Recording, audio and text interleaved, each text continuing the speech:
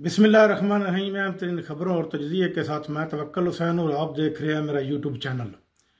जो दो अहम खबरें हैं वो मैं आपके साथ शेयर करने जा रहा हूं। सबसे पहले मैं आपको बताऊं कि काजी फायज ईसा जो है chief justice of Pakistan supreme court, वो 25 अक्टूबर को रिटायर हो रहे हैं। उनका रिटायरमेंट का टनोर जो है वो 25 अक्टूबर को पूरा हो रहा है और उनके बाद जो है वो सैयद मंसूर अली शाह साहब जो है वो नए चीफ जस्टिस होंगे और उनका टनोर जो है वो मिनिमम 3.5 साल के ऊपर मुहित होगा, यानी कि बहुत लंबा टनोर है उनका। और अब काजी फायज ईसा जो है वो हर मुमकिन ये पैर अड़ा रहे हैं किसी न किसी खाते में कि उनको या तो एक्सटेंशन मिल जाए। एक्सटेंशन का दरवाजा तो उनके लिए बंद होता नजर आ रहा है और उसके बाद अब वो ये कर रहे हैं, उनका एक्सटेंशन का दरवाजा दो तरह से बंद हुआ है। एक तो ये बंद हुआ है कि हुकूमत जो है वो तरमीम नहीं ला सकी कौमी असम्बली में, 2/3 अक्सरियत उनके पास नहीं है। दूसरा, जो सुप्रीम कोर्ट में मौजूद जज हैं उनमें भी तकरीबन उनको 2-3 जजों के अलावा किसी की हमायत हासिल नहीं, जबकि सैयद मंसूर अली शाह साहब को तकरीबन बहुत से जजों की हमायत हासिल है और वो नए चीफ जस्टिस होने वाले हैं। अब काजी फायज ईसा ने एक और चाल चलना शुरू की है। उसने 5 जो चीफ जस्टिस हैं हाई कोर्ट के, उनको खत लिखे हैं कि जो इन आपके यानी कि हाई कोर्ट के अंदर जो असामियाँ खाली हैं जज साहबान की, वो उनको बताया जाए ताकि मैं उनको जाते हुए फिल अप करके चला जाऊं। यानी कि हुकूमत के हमायत याफ्ता जजों को तैनात करके चला जाऊं। यह आपको याद होगा कि ये जो काजी फायज ईसा हैं ये नवाज शरीफ के इंतहाई करीब हैं। इन्होंने अपने 1 साल के अंदर अंदर अदालतों का मोराल इंतहाई डाउन किया है और इसके बावजूद इनको पता है कि मेरा भी हशर वही होगा जो जनरल बाजवा का हुआ था। यानी कि ये पाकिस्तान में तो रह नहीं सकते, जो ही रिटायर होंगे ये बैरून मुल्क चले जाएंगे। बैरून मुल्क अगर यूरोप के किसी मुल्क में आता है तो वहां पर भी इनके साथ ऐसे ही होगा जैसे ये पाकिस्तान में बैठे हैं, जहां पर भी अवाम के सामने ये नजर नहीं आ सकेंगे, क्योंकि इन्होंने हर फैसला जो है वो यक तरफा किया है। इन्होंने फैसला कोई भी अपने टरोर के अंदर ऐसा नहीं किया जिसको याद रखा जाए कि ये काजी फायज ईसा ने फैसला किया था। कोई अजीब किस्म की मखलूक जो हमारे ऊपर तैनात हो गया। यह पाकिस्तान तरक्की करता था, कर जाना था इसने, लेकिन पाकिस्तान के अंदर मौजूद अदारों में कुछ लोग ऐसे हैं जो पाकिस्तान को तरक्की करता हुआ नहीं देख सकते और ना ही वो तरक्की करना चाहते हैं, क्योंकि कुछ लोग ऐसे आते हैं जो मेहनत करते हैं और पाकिस्तान को आगे लेकर आते हैं, लेकिन बाद में कुछ लोग तब्दील होकर ऐसे आ जाते हैं जो पाकिस्तान को फिर रिवर्स गियर लगा देते हैं, क्योंकि पता नहीं उनको क्या है, उनकी क्या सोच है, क्या उनको चाहिए इस मुल्क से, क्या वो लेना चाहते हैं, क्या वो अपनी आने वाली नस्लों के साथ करना चाहते हैं। पाकिस्तान 30 करोड़ आवाम का मुल्क है, ले इसको ऐसे कुछ चंद लोगों ने यरगमार बना रखा है कि वो इस पाकिस्तान को किसी किस्म के होश के नाखर ही नहीं लेने देते।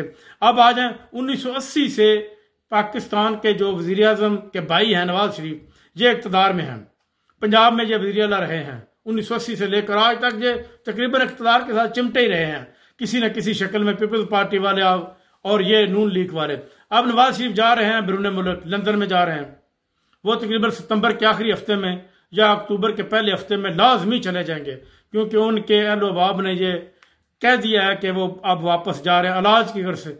अल्लाह ना करे उनको कोई बीमारी हो तो उसका इलाज होना भी चाहिए, कि वो भी एक मुसलमान भाई हैं हमारे और इस मुल्क के बशिंदे हैं और 3 दफा के वजीर आजम हैं वो। लेकिन बीमारी का तो एक बहाना है, उनको पता है कि जो ही काजी फायज ईसा सीट से उतरेगा तो उसके ऊपर केस खुल जाएंगे और उनको हो सकता है फिर इसी तरह अदालतों का सामना करना पड़े। जो अदालतों का सामना करने के बाद उनको जेल जाना पड़े, क्योंकि जेल जाने से ये लोग घबराते हैं। इमरान खान के तमाम लीडर, जो लीडर होता है उनको जो बता दिया कि लीडर इस किस्म का होता है। लीडर तो वो है जो जेल में भी बैठकर सियासत करता है, वो जेल से घबराता नहीं, जेल की सूबतें बर्दाश्त करता है।